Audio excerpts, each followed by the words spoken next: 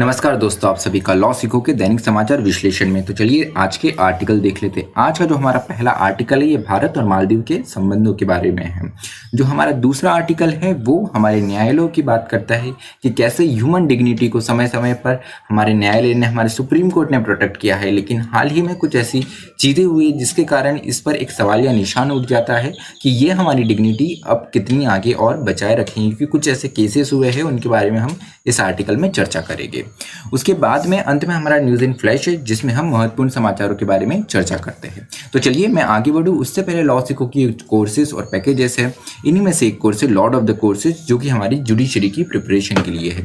उसके अलावा ये और कुछ कोर्सेज हैं। इन सारे कोर्सेज की जानकारी आपको लॉ सीखो की वेबसाइट पे मिल जाएंगी। तो आज का एमसीक्यू देख लेते हैं। वो यह है कि नेशनल लीगल सर्विस डे इनमें से किस तिथि को बनाया जाता है। आपका ऑप्शन ए है 7 नवंबर, ऑप्शन बी 8 नवंबर, ऑप्शन सी 9 नवंबर या ऑप्शन डी 10 नवंबर। जो भी आपका उत्तर हो कमेंट बॉक्स में जरूर लिखिए। तो हमारा वर्णनात्मक प्रश्न देख लेते हैं। वो यह है कि समय के साथ भारत मालदीव के संबंध कैसे विकसित हुए हैं, इस पर एक चर्चा करें। आप आपका उत्तर 250 शब्दों में लिख सकते हैं। तो हमारा जो पहला आर्टिकल है भारत और मालदीव के संबंधों के बारे में, तो ये समाचार में कैसे आया। तो हमारे जो विदेश सचिव है, जो फॉरेन सेक्रेटरी है हर्षवर्धन श्रृंगला, इनकी विजिट होने वाली है मालदीव्स को 9 और 10 नवंबर को। तो यहाँ पर देखने वाली बात रहेगी कि जो हमारे बायलैटरल द्विपक्षीय जो संबंध रहे हैं वो और आगे अभी कैसे बढ़ेंगे। तो राइटर ने बड़ी अच्छे से रिलेशनशिप बताई है, कैसे संबंध रहे हैं भारत के, गुड लिंक्स कौन से रहे, कहाँ हमारे कंसर्न्स रहे, तो उस बारे में हम बात कर लेते हैं। तो अगर हम गुड लिंक्स की बात करें, अगर हम अच्छे संबंधों की बात करें, तो भारत में ने समय समय पर इमरजेंसी असिस्टेंस मालदीव्स को जो भी सहायता लगी है उनको प्रोवाइड की है। 1988 में अगर देख ले तो भारत ने ऑपरेशन कैक्टस चलाया। ऑपरेशन कैक्टस के अंतर्गत ये हुआ था कि उस टाइम पे जो डेमोक्रेटिकली लोकतांत्रिक रूप से जो इलेक्टेड गवर्नमेंट थी उसका तख्ता पलट करने की कोशिश की गई थी। तो भारत ने अपनी सेना व्यय की थी और वहाँ की लोकतांत्रिक गवर्नमेंट को, जो लोकतांत्रिक सरकार थी, उसे सपोर्ट किया था। तो लोकतंत्र बचाने के लिए भारत की हमेशा से ये जो एक भूमिका रही है वो मालदीव्स में हमेशा से एक चर्चा का विषय रही है। उसके बाद में 2004 में वाटर क्राइसिस देखने को मिले थे कि वाटर की कमी बहुत हो गई थी। तो उस समय पे भी भारत ने काफ़ी मदद करी, पानी पहुंचाया मालदीव्स में, पीने का पानी का क्राइसिस हो गया था। उसके बाद में भी छोटी मोटी ऐसी घटनाएं हुई है, तभी भी पानी की जो समस्या हुई है भारत ने उसका बहुत अच्छे तरीके से निराकरण करके दिया है। उसके बाद में 2020 की बात करें, अभी महामारी के दौर की बात करें, तो इस बीच में भी हमने 250 मिलियन डॉलर का एक सहायता मालदीव्स को दी। उसके साथ में हमने मेडिकल का सप्लाई करा, कार्गो फेरी हमने चालू करी, इंडिया मालदीव्स कनेक्टिविटी हमने नेटवर्क स्टार्ट किया, एयर बबल का कार्यक्रम चालू हुआ और दूसरी और जितनी गतिविधियां कोविड-19 से अफेक्टेड हुई थी उसमें भी भारत ने बहुत बढ़ चढ़ के करके मदद करी हुई है। तो यहाँ पे अगर हम कंसर्न्स की बात करें तो कंसर्न्स क्या है, तो सबसे पहली बात तो ये है कि अभी वहाँ की जो रूलिंग गवर्नमेंट है,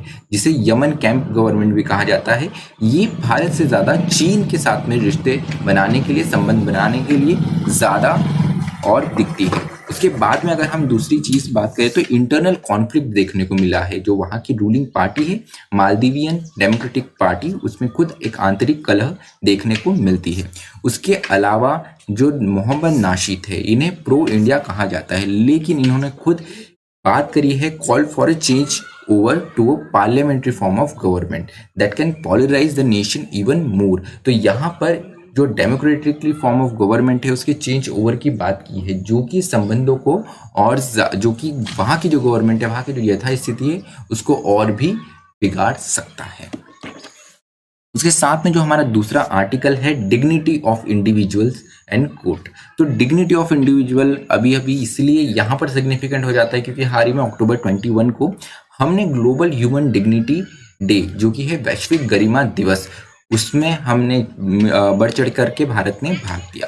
तो भारत में जब भी डिग्निटी की बात आती है, ह्यूमन डिग्निटी की बात आती है, ह्यूमन राइट्स की बात आती है, तो यहाँ पर हमारे न्यायालय, हमारे सुप्रीम कोर्ट का रोल बहुत ज़्यादा बड़ा हो जाता है।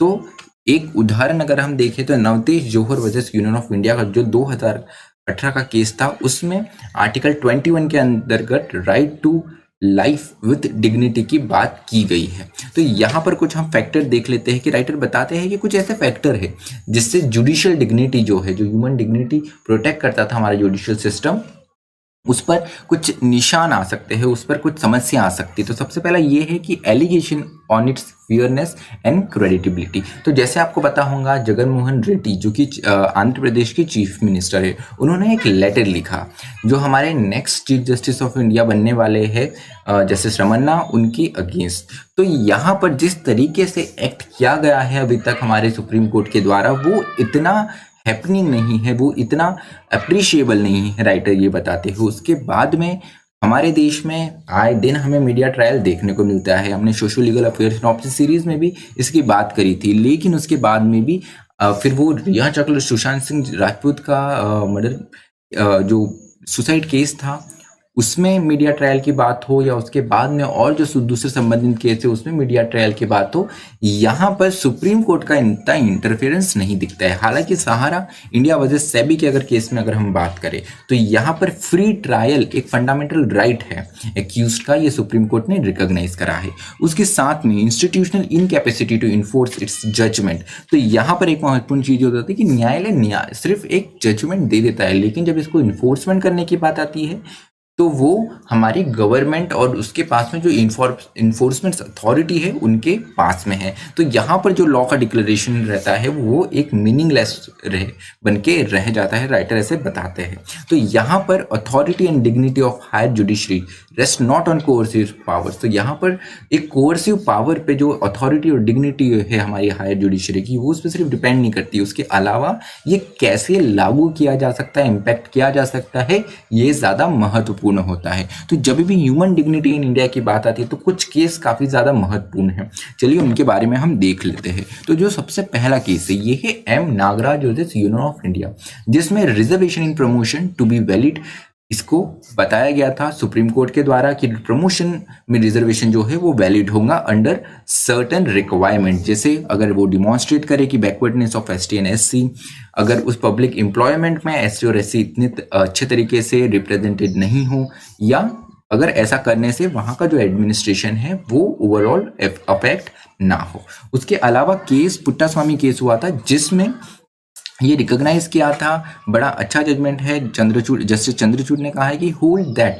The right to privacy is not independent of the other freedom guaranteed by part 3 of the constitution and it is an element of human dignity and is an alienable natural right. तो यहाँ पर बात की गई है कि जो human dignity है तो वो हमारा फंडामेंटल राइट है अंडर आर्टिकल 21। उसके अलावा रोमिला थापर केस 2018 का हुआ है, जिसे शॉर्ट में हम एक्टिविस्ट अरेस्ट केस भी कहा जाता है। तो इसमें फिर जस्टिस डीवाई चंद्रचूड़ ने ये कहा गया है कि जो डिसेंट है ये एक सिंबल है वाइब्रेंट डेमोक्रेसी का। उसके अलावा नंबी नारायण केस जो है, इसरो स्पाई केस भी इसे कहा जाता है, इसमें रॉन्गफुल कन्फाइनमेंट को गलत माना गया है। उसके अलावा एक ऐसी गतिविधि जिससे किसी के सम्मान के, किसी रेपुटेशन को हार्म हो, उसे भी सुप्रीम कोर्ट के द्वारा गलत माना गया है।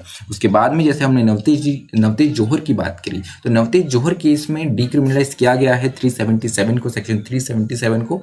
उसके अलावा तंसीम पूनावाला केस भी है जिसमें ये बताया गया था कि जो मॉब लिंचिंग के अगेंस्ट ये केस हुआ था कि आपके पास में ये पावर नहीं होती कि आप कानून अपने हाथ में ले सके, मॉब के हाथ में ये बिल्कुल पावर नहीं होती। तो ये कुछ महत्वपूर्ण केस है जिसमें ह्यूमन डिग्निटी की बात सुप्रीम कोर्ट ने करी है और ह्यूमन डिग्निटी के लिए ये बड़े सिग्निफिकेंट केसेस हैं।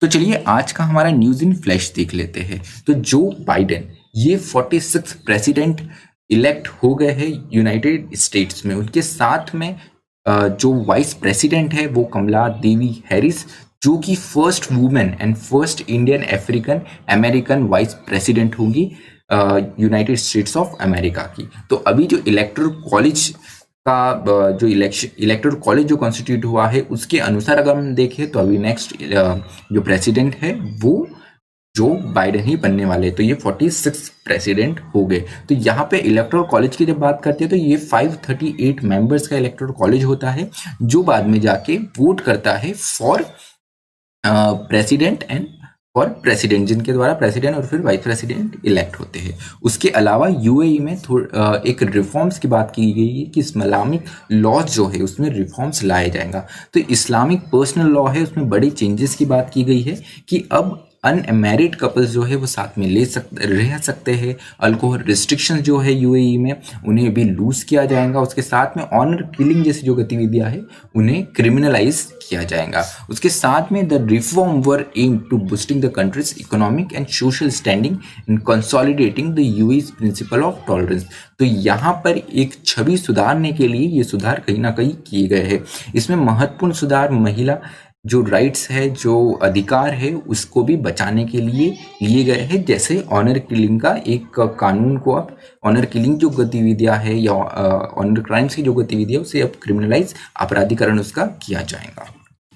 उसके बाद में हमारा जो चौथा आज का न्यूज़ है वो है जो बायोडाइवर्सिटी हेरिटेज है। कर्नाटक में अब और 4 बायोडाइवर्सिटी हेरिटेज होंगे। तो ये कौन कौन से होंगे? ये होंगे अंतर गंगे बेतवा, आदि नारायण स्वामी बेटा, महिमा रंगा बेटा, जो कि उसके अलावा जो है हमारा कुमर धारा रिवर बेसिन में जो स्थित है। ये बायोडाइवर्सिटी जो हेरिटेज है ये कर्नाटक का बायोडाइवर्सिटी बोर्ड के द्वारा दिए गए हैं। उसके बाद में जो हमारा अगला न्यूज़ है कि चीफ इंफॉर्मेशन कमीशन, जिनका अभी प्लेस काफ़ी टाइम से वैकेट था, वहाँ पर अभी यशवर्धन सिन्हा जो है उन्हें अपॉइंटमेंट किया जाएगा। तो अभी इनका एज 62 है। इनके पास में 3 साल का टेन्योर होगा। SCIC and other information commissioners are appointed either for 5 years or till they attain 65 of years। इसलिए अभी इनका 62 years का एज है तो ये 3 years रहेगा। यहाँ पे महत्वपूर्ण क्वेश्चन ये है कि इनका ओथ कौन दिलाता है? तो हमारे जो प्रेसिडेंट है रामनाथ कोविंद जी, इनके द्वारा इनका ओथ को एडमिनिस्टर्ड किया गया। उसके अलावा जो कि आज का हमारा MCQ था नेशनल लीगल सर्विस डे के रूप में, तो वो 9 नवंबर को मनाया जाता है। तो 1995 को ये 1995 को ये सबसे पहले सेलिब्रेट किया गया था। जैसे कि आपको पता होगा हमारा आर्टिकल 39A जिसमें फ्री लीगल एड की बात की गई है for the weaker section of the society.